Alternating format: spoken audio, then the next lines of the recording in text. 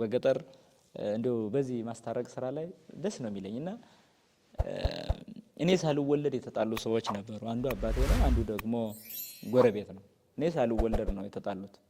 ከተወለድን በኋላ የምናውቀው ተጣልተው ነው እንጂ ከዛ በኋላ በሆነ ነገር ተጣሉ የሚባል አይደለም። ተጣልተው የሚኖሩበት ራሱ ይሄ ነው የሚባል ግን አይደለም እና ይኖራሉ። እና እኔ እያደኩ መጣሁና አንድ ስራ ለሰራ ሰው እስኪ እነዚህ ሁለቱን ላስታርቅ። በጣም ገረም የሚያደርገው ደግሞ በመካከል ላይ ብዙ ሽማግሌዎች ተነስተው መልሰው አባብሰዋቸው ነው የሚተው እንጂ ማስታረቅ አይችሉም። ሁለቱም ጋጠ ወጥ አይነት እየሆኑ ማለት ነው እና ይቸገራሉ። በቃ እስኪ ብዬ አባቴን ሳማክረው ከሱ ጋር በል እንዳትሞክር እንዳታስብ። ከዛ ደግሞ ያኛውንም ሳማክረው ከሱ ጋር በል በቃ ሁለቱም ጽንፍ የያዙ ማለት ነው እና በጣም ከፋኝ። እንዴት ነው ማደርገው?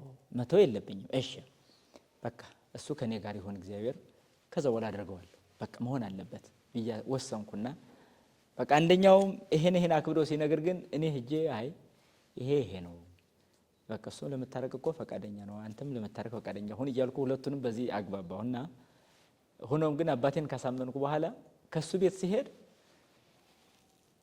ጭራሽ ሲለኝ ያ ደግሞ የተማረ ነው ያኛው። በቃ እዚህ ጋር ለማስታረቅ ትልቅ ምክንያት የሆነችኝ እቺ አቡነ ዘበሰማያት ናት። በቃ እሺ አቡነ ዘበሰማያት ብለህ ትጸልያለህ ወይ አልኩት። አዎ አለኝ። እሺ ጌታ ሆይ የበደሉን ይቅር እንደምንል አንተም ይቅር በለን የሚለውን ቃል አልፈ መጸለይ አለበት። የደተማን ታርቢ እምቢ ብለሃል።